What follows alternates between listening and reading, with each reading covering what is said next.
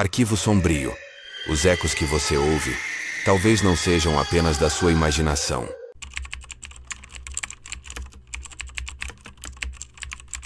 Este conteúdo é baseado em um relato transmitido publicamente pela televisão brasileira nos anos 1980. Os nomes, locais e circunstâncias foram mantidos conforme o depoimento original de Clarinda Savastano. O Arquivo Sombrio apresenta este caso como foi narrado pela testemunha, sem afirmar ou contestar sua veracidade absoluta. O objetivo é preservar a história conforme foi compartilhada com o público. O que você faria se descobrisse que a misteriosa visitante que passou pela sua casa escondia um segredo terrível e impossível? Em Taubaté, interior do estado de São Paulo, a família Savastano viveu uma experiência aterrorizante ao hospedar uma mulher enigmática que se apresentou como uma paciente em recuperação de um grave envenenamento. O que começou como um gesto de hospitalidade transformou-se em um encontro com o inexplicável que desafiaria tudo o que eles acreditavam sobre a fronteira entre vida e morte. Antes de prosseguirmos, um aviso do Arquivo Sombrio. Esta narrativa contém elementos perturbadores baseados em fatos reais, que talvez você prefira nunca ter conhecido. Clarinda Savastano vivia tranquilamente em Taubaté, com seu marido Osvaldo de Gouveia e seus filhos. Era uma tarde comum quando sua amiga Dona Paula chegou acompanhada de uma mulher que aparentava estar debilitada. A desconhecida tinha um olhar distante e se apresentou como Carmelita, uma carioca que estava de passagem pela cidade para visitar alguns conhecidos do Rio de Janeiro. Havia algo estranho em seus movimentos, lentos e calculados demais, como se cada gesto exigisse um esforço extraordinário. Joana, a empregada da família, observava a cena com desconfiança enquanto preparava o lanche da tarde. O ambiente, antes acolhedor, agora parecia tomado por uma inexplicável tensão que se espalhava pelo ar como uma névoa invisível. As janelas da casa pareciam estremecer com a presença da estranha visitante, como se a própria estrutura rejeitasse sua presença. Quando Osvaldo de Gouveia chegou com as crianças, Clarinda fez as apresentações. Para a surpresa de todos, Carmelita olhou fixamente para uma fotografia na parede e reconheceu os amigos de Osvaldo no Rio de Janeiro, Paulo, Renato e Rodrigo. Ela até mencionou um restaurante específico em um posto de gasolina na Avenida Venezuela, que Osvaldo frequentava durante suas viagens de negócios. Uma coincidência inquietante demais. "A senhora o conheceu onde?" perguntou Osvaldo intrigado. "Lá no Rio mesmo. Talvez o senhor não acredite, mas eu cruzei muitas vezes com o senhor naquele restaurante do posto de gasolina da Avenida Venezuela", respondeu Carmelita com uma certeza perturbadora. O rosto de Osvaldo demonstrou reconhecimento imediato. "É isso mesmo. Vejam só. Eu costumava frequentar aquele restaurante." Sua expressão mudou de surpresa para preocupação. "Mas confesso que não estou lembrado da senhora." Havia algo nos olhos de Carmelita, uma profundidade vazia, como se enxergasse através das pessoas. Quando questionada sobre o motivo de sua visita a Taubaté, revelou que não se tratava de um simples passeio.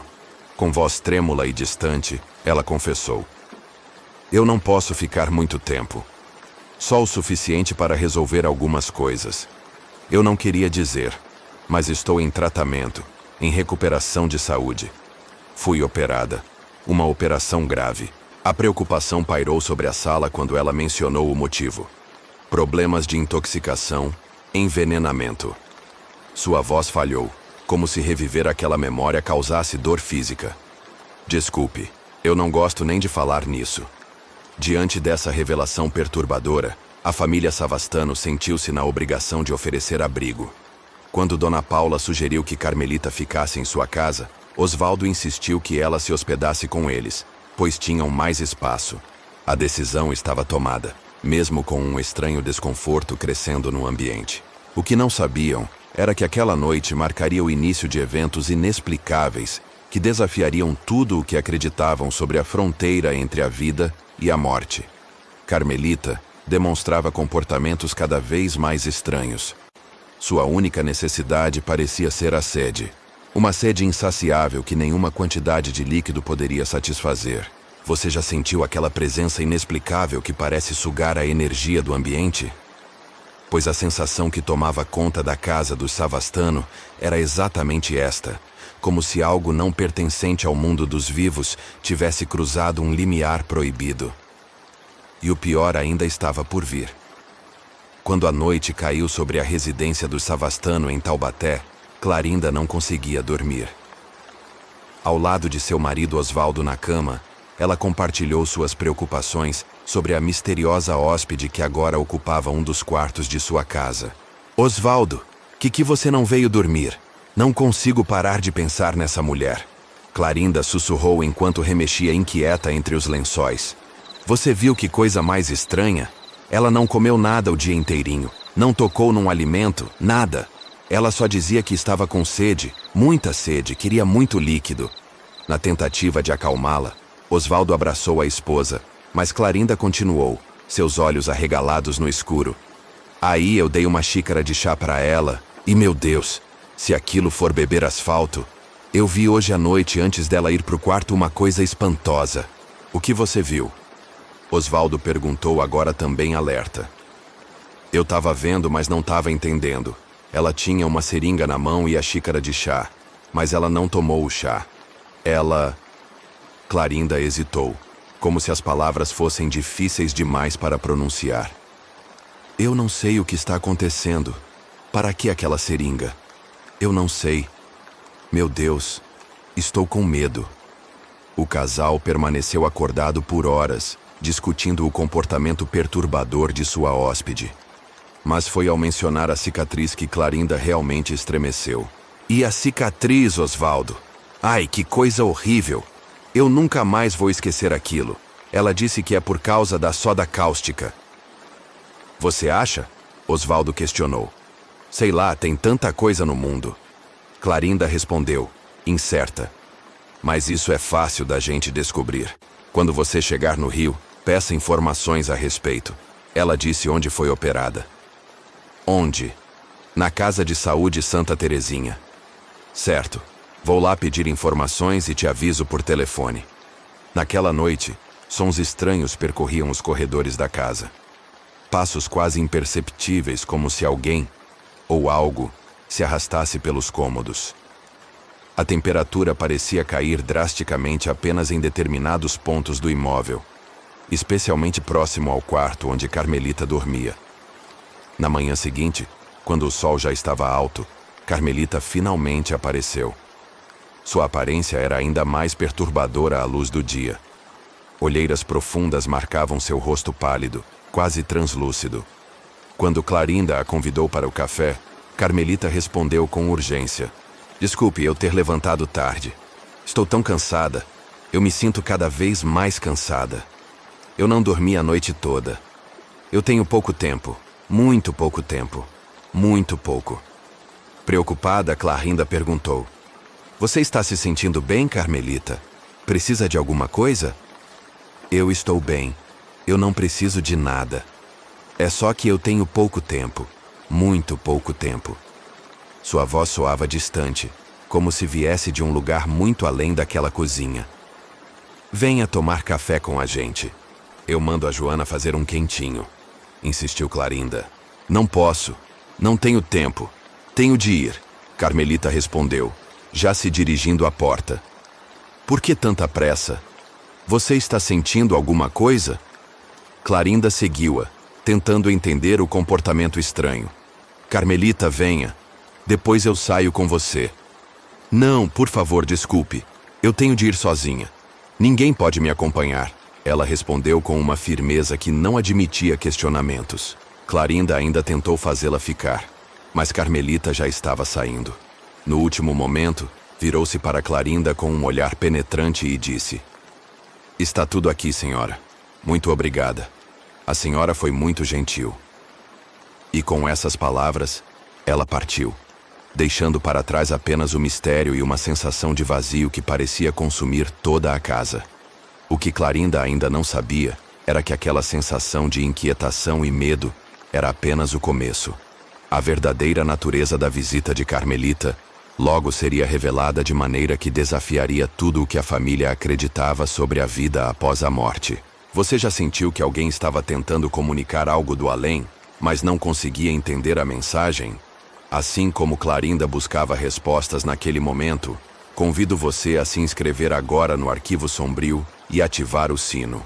Só assim você não perderá os próximos capítulos dessa jornada, pelas sombras que muitos preferem ignorar. O que aconteceria se aquela entidade, agora completamente desperta, decidisse que não queria apenas visitar, mas permanecer entre os vivos? A verdade que estava prestes a ser revelada era muito pior do que qualquer um poderia imaginar. Dias se passaram desde a estranha partida de Carmelita. A casa dos Savastano parecia ter recuperado parte de sua normalidade, mas Clarinda ainda sentia por vezes aquela presença inexplicável, como se algo tivesse ficado para trás. Cada vez que o telefone tocava, seu coração acelerava, esperando notícias de Osvaldo, que havia viajado ao Rio de Janeiro. Finalmente, a ligação tão esperada chegou. A voz de Osvaldo soava alterada do outro lado da linha. Clarinda! Alô, Clarinda! Eu vou te dizer uma coisa incrível sobre a Carmelita.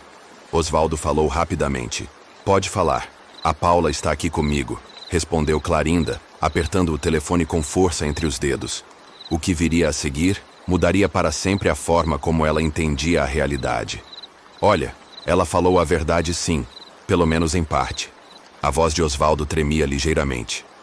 Ela foi realmente operada aqui sim. Havia tomado soda cáustica. Uma pausa pesada se seguiu. Mas não resistiu. Não resistiu. Morreu na mesa de operação. Há 2 anos. O silêncio que se instalou entre eles parecia uma entidade viva. Clarinda sentiu o sangue gelar em suas veias. Sua mão, segurando o telefone, tremia incontrolavelmente. Dona Paula, percebendo que algo terrível havia sido revelado, aproximou-se com os olhos arregalados em uma pergunta silenciosa. Morta? Clarinda finalmente conseguiu balbuciar. Mas como? Ela estava aqui, Osvaldo. Ela comeu na nossa mesa? Não, ela não comeu nada. Mas bebeu líquidos. Ela conversou conosco. Eu sei que parece impossível, respondeu Osvaldo. Mas estou na Casa de Saúde Santa Terezinha agora mesmo. Tenho o prontuário dela na minha frente. Carmelita morreu em 24 de julho de 1982. Intoxicação por soda cáustica, exatamente como ela disse. Os médicos fizeram tudo o que puderam, mas ela não sobreviveu à cirurgia. As paredes da casa pareciam se fechar sobre Clarinda enquanto ela tentava processar aquela informação. Lembrou-se da seringa, da cicatriz horrível, da sede insaciável, da afirmação constante de que tinha pouco tempo. E tem mais, continuou Osvaldo, sua voz agora quase um sussurro. Eles têm uma fotografia dela no arquivo. É ela mesma, Clarinda. A mesma mulher que esteve na nossa casa. O telefone quase escorregou das mãos de Clarinda quando uma realização terrível a atingiu. Eles haviam hospedado um fantasma, um espírito, uma entidade que voltou para resolver alguma pendência terrena antes de seguir seu caminho. O médico com quem falei disse que nos últimos momentos antes de morrer, Carmelita repetia obsessivamente que precisava visitar amigos em Taubaté. Parece que ela cumpriu sua promessa mesmo depois de morta. Clarinda agora entendia por que Carmelita não havia comido nada, apenas bebido líquidos. Por que insistia tanto que tinha pouco tempo. Por que ninguém poderia acompanhá-la quando partiu. Porque ela não pertencia mais a este mundo. Nos dias e semanas que se seguiram, a família Savastano tentou retomar sua vida normal. Mas nada seria como antes. Os eventos daqueles dias transformaram profundamente sua compreensão sobre o que existe além da vida. Clarinda passou a acender velas regularmente para Carmelita, pedindo que encontrasse paz onde quer que estivesse. O caso da visitante do além foi documentado por pesquisadores de fenômenos paranormais e tornou-se um dos mais intrigantes relatos de manifestações pós-morte já registrados no Brasil.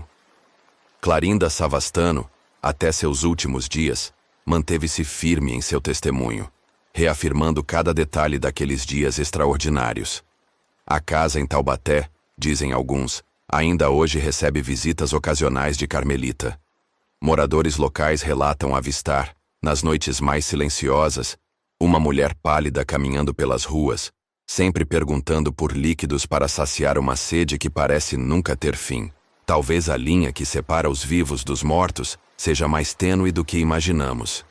Talvez, neste exato momento, enquanto você ouve esta história, alguém, ou algo, esteja tentando cruzar essa fronteira invisível para resolver assuntos inacabados neste plano. Se esta história despertou seus próprios medos internos, deixe seu like como reconhecimento das sombras que agora compartilhamos. Compartilhe com aqueles que, assim como você, precisam saber que algumas histórias do Arquivo Sombrio não são apenas histórias. Nos vemos no próximo relato. Se você tiver coragem de voltar, baseado no relato real de Clarinda Savastano, transmitido pela televisão brasileira nos anos 1980.